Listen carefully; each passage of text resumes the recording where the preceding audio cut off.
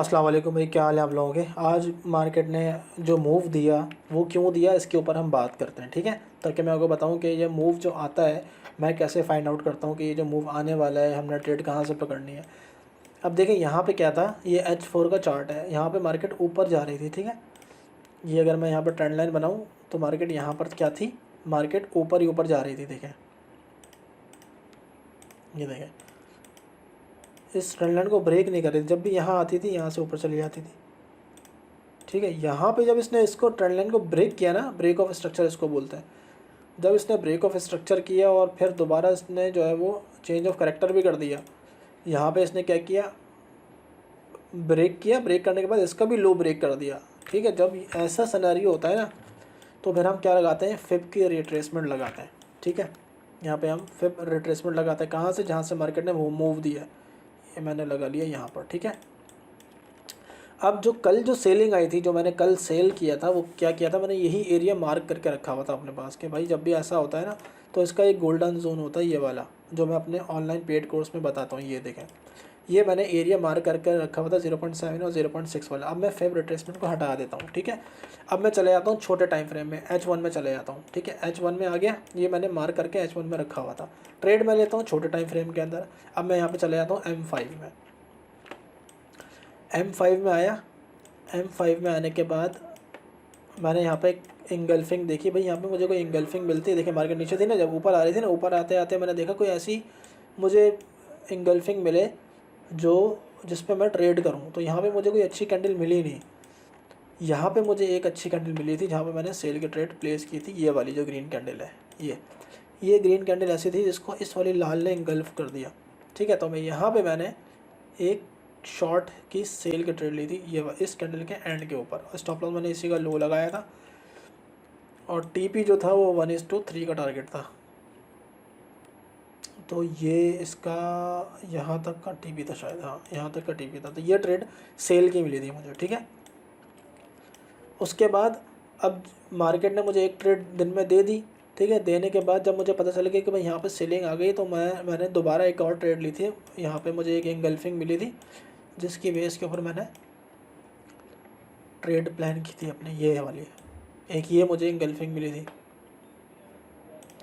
ये green candle थी, इसने इसको इंगल्फ किया था। मैंने इसी का लो लगाया था, छोटा सा मैंने स्टॉप लॉस लिया था और जो प्रीवियस लो था उसका मैंने टीपी लगाया था। यहाँ पे टीपी हिट हो गया था।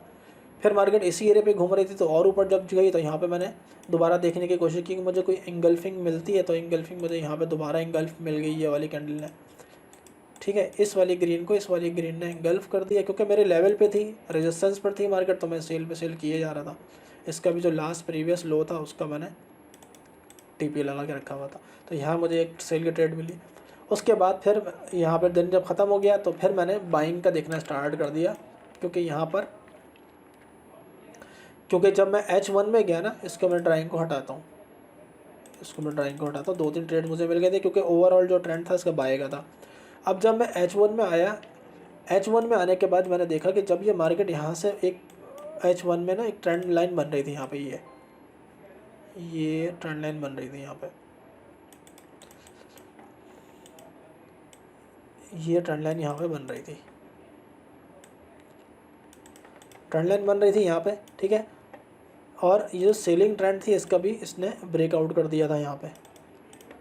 जब ये ट्रेंड लाइन का ब्रेकआउट होता है, ब्रेकआउट करने के बाद जो भी आपका लो लेवल होता है और जो भी आपका हाई लेवल होता है ना, जहाँ जहाँ जिस स्ट्रक्चर से, जिस स्विंग लो से उसने आपको ब्रेक ऑफ स्ट्रक्चर दिया, यहाँ से इसने मुझे स्ट्रक्चर को ब्रेक किया था इधर से। तो मैंने यहाँ से लेके यहाँ तक एक और फिब लगाई क्योंकि ये बाइंग था।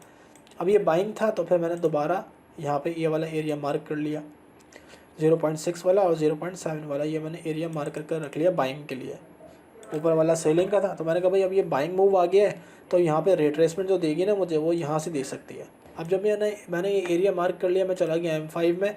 M5 के बाद मैंने जाके मैंने वही चीज़ें की जो मैंने आपको सेल में बताई कि मुझे यहाँ पे कोई इंगल्फिंग मिले अच्छी सी, ठीक है। तो M1 में मुझे, M1 में जब मैं गया ना तो यहाँ मुझे एक इंगल्फिंग मिली बहुत अच्छी। ये देखें, यहाँ पे इसने मुझे एक इंगल्फिंग यहाँ पे ये बना के दी, ये रही कैंडल, ठीक है। तो मैंने यहाँ पे एक बाई की ट्रेड ली थी, यहाँ मैंने बाई की ट्रेड ली, लॉन्ग किया, स्टॉप लॉस छोटा सा ही रखा है इसका मैंने। और टीपी जो भी इसका प्रीवियस हाई था, एक ट्रेड मैंने ये पकड़ी बाई की ना। जब ये वाला एरिया ब्रेक हो गया, ब्रेक होने के बाद मैंने कहा कि यार ये दोबारा एक दफ़ा नीचे आ जाए। यहाँ पे नीचे आने के बाद अगर मैं दोबारा मिलेगी ना इंगल्फ, दोबारा पकड़ लूँगा। तो वही हुआ, यहाँ पे देखें ये ग्रीन कैंडल थी, इसको इसने इंगल्फ किया इस रेड वाले ने। मैंने यहाँ पे दोबारा इसी का लो लगा के दोबारा जो इसका जो प्रीवियस हाई था वहाँ तक का एक बाय पकड़ा। ये 2 ट्रेड बाय की मिल गई। फिर मार्केट को मैंने कहा नीचे आने दें, नीचे आने के बाद मैं पकड़ूँगा। तो यहाँ पर मुझे कोई इंगल्फिंग फ़िलहाल यहाँ से मिली नहीं, तो फिर फ़िलहाल मार्केट ऊपर ही जा रही है। तो ये 2 ट्रेड पकड़ी। उसके बाद एक और मुझे यहाँ पर कहाँ गई, एक ये मिली थी एंगल्फिंग, ये देखें इस वाली ने इसको ब्रेक किया। तो यहाँ पे मैंने इसका ये ट्रेड ली थी, इसी का लो लगा दिया था। और जो प्रीवियस हाई था वो ये था, हाँ यही था। वो इसका यहीं तक का टीपी पकड़ा और छोड़ दिया। तो उसके बाद दोबारा मार्केट नीचे आ गई। यहाँ पे देखें दोबारा एंगल्फिंग मिल गई। यहाँ पे मैंने ट्रेड नहीं ली, यहाँ पे भी अगर ट्रेड लेता इसी का लो लगा था तो ये भी मेरा एक ट्रेड ये भी विन हो गई। तो देखिए अभी तक मार्केट बाय में ही जा रही है। तो ये देखें कितनी सारी ट्रेड है यहाँ पे विन हो गई। तो ये चीज़ मैं अपने पेड कोर्स में सिखाता हूँ। 10 दिन का कोर्स है।